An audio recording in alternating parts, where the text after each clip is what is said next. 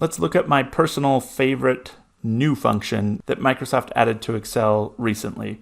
For those of you who have a Microsoft 365 subscription, you will have the new XLOOKUP function.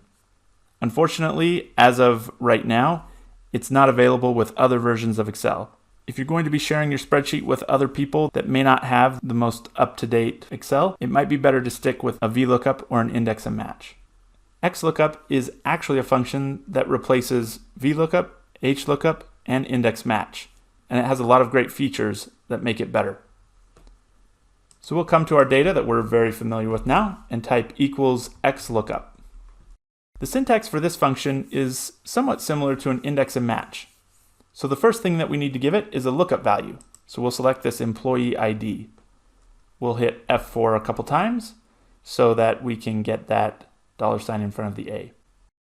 The lookup array is the column that contains the lookup value. So we'll select this column A again because that's where our employee ID is found. Hit F4 to lock that as well.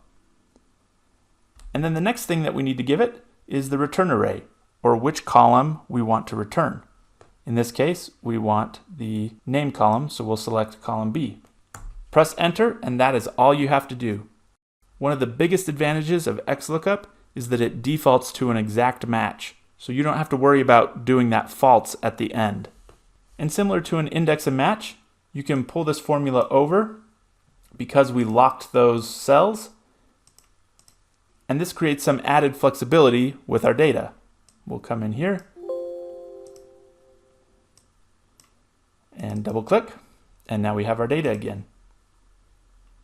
This function also works for horizontal data.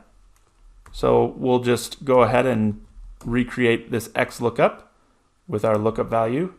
And let's come to this horizontal data tab. And the lookup array is going to be row 1, and we'll lock that. Press a comma, and the return array is going to be the name.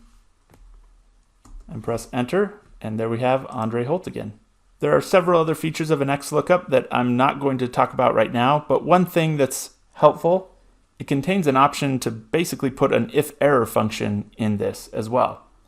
So let's say we had some data in here that didn't exist in our employee data, so we'll say 7743.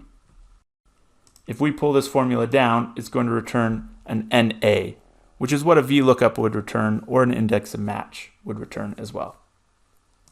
If you click into this formula, you can see there are several optional things that we can give this formula. If we press comma after the return array, there's this input of if not found. So basically, if the lookup value isn't found in our data set, what do you want to return?